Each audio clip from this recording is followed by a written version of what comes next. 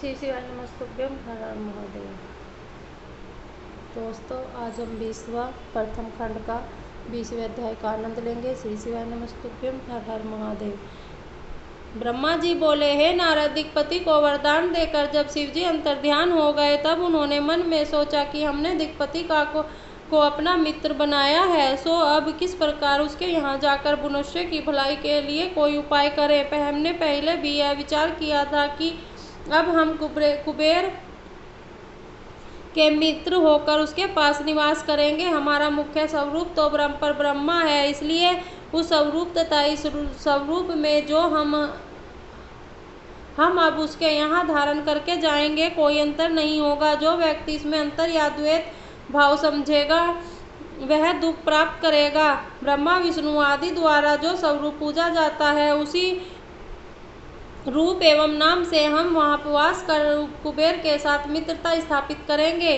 शिवरानी ने अब तक अवतार नहीं लिया है, अकेले हमने अवतार लिया है, इसलिए अब हम पहले अकेले हम ही कठिन तप करके वहाँ निवास करते हुए भक्तों को मुक्त तथा कुमार्गियों को नष्ट करेंगे। कुछ समय इसी प्रकार अपना रूप देखने के पश्चात शक्ति भी अवतरित होगी तथा संसार की रीति के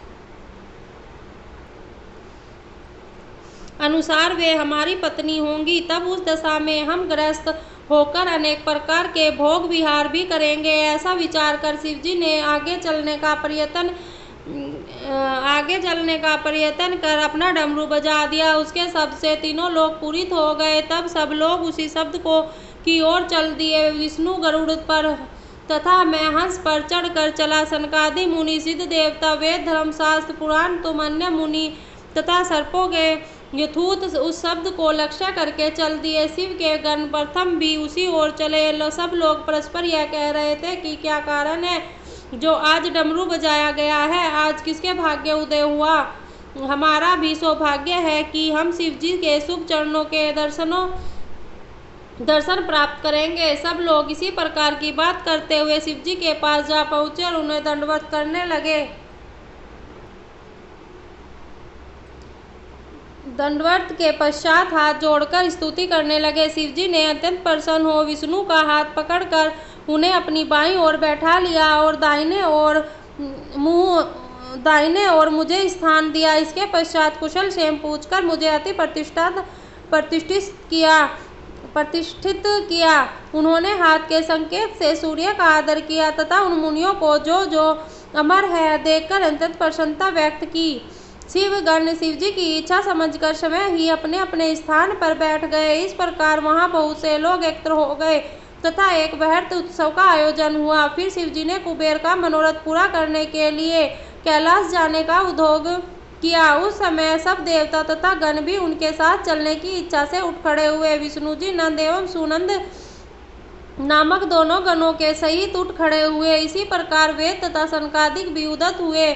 इंद्र 33 कोटि अमर देवताओं के साथ उठ खड़े हुए। इस प्रकार उस स्थान पर 11 रुद्र और अपने गणों सहित 12 सूर्य, 8 वसु, 13 विश्वदेवा, 27 नक्षत्र, 12 भक्त, 64 आभासुर, 49 पवन तथा अनेक देवता उनके साथ हुए।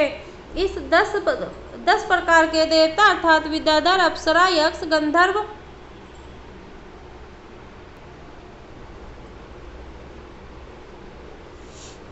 किन्नर, ऋत, सिद्धि, भूत, पिशाच आदि भी चल पड़े। दिशापति अपने गणों सहित वासुकी, तक्षक आदि सर्प तथा नागपति शेष जी भी साथ हुए। जगजननी श्री गायत्री, गरुड़ पर्वत, सातों समुद्र, दोनों अनिल अर्थात उत्तरायण और दक्षिणायन तथा संपूर्ण ऋतवे, काल, यम, यक्ष, समस्त सरिताएं तथा बड़े नंद और वनवासी ये सब एक साथ उठ खड़े हुए तथा शिव जी के साथ चलने की तैयारी करने लगे। हे नारद, समस्त रुद्रगणों को चलने के लिए उधर देखकर शिव जी अत्यंत प्रसन्न हुए। उस समय चारों ओर से जय जयकार का शब्द होने लगा। तदुपरांत शिव जी अपने स्वरूप को प्रणाम एवं नमस्कार कर बैल पर सवार हो गए। उनके दाहिने तथा बाईं ओर मैं तथा विष्णु हंस एवं गरुड़ पर चढ़कर साथ साथ चले। इंद्र ऐरावत हाथी पर चढ़े थे तथा समस्त देवता एवं मुनि अपने अपने वाहनों पर बैठकर चल रहे थे। सबके हृदय में शिव की मूर्ति स्थित थी। प्रत्येक व्यक्ति अत्यंत हर्ष में भरकर अपने अपने वाहन पर चला जा रहा था। शिवजी बहुत धीरे धीरे चलते थे, जिससे कि किसी को कष्ट न हो। जिस जिस देश में शिवजी आते थे वहां उनको भेंट दी जाती थी, जिससे सहज स्वीकार करते थे। इसी प्रकार चलते चलते शिवजी अलकापुरी के निकट जा पहुंचे। तब अलकापुरी के अधिपति शिवजी से विदा लेकर जेवार की सामग्री का प्रबंध करने के लिए आगे चले गए। उन्होंने अपने घर पहुंचकर विधि पूर्वक जेवनार की सामग्री एकत्रित की। इसके पश्चात वे अपनी समस्त सेना सहित शिवजी की शुभ अगवानी को आगे आकर उनके चरणों पर गिर पड़े और प्रेम में मगन हो गए। फिर भेंट देकर उन्होंने पूजन किया। वे प्रेमानंद में मगन होकर सब कुछ भूल गए। उन्होंने शिव को प्रणाम कर विष्णु तथा मेरा भी आदर किया। शिवजी ने उन्हें हृदय से लगा लिया, फिर उन्हें अपने साथ लेकर आगे बढ़े। श्री शिवाय नमस्तुभ्यम। हर हर महादेव। भोलेनाथ। अगर शिव महापुराण पढ़ते हो मुझसे कोई गलती या त्रुटि हो गई हो मुझे क्षमा करना। श्री शिवाय नमस्तुभ्यम। हर हर महादेव।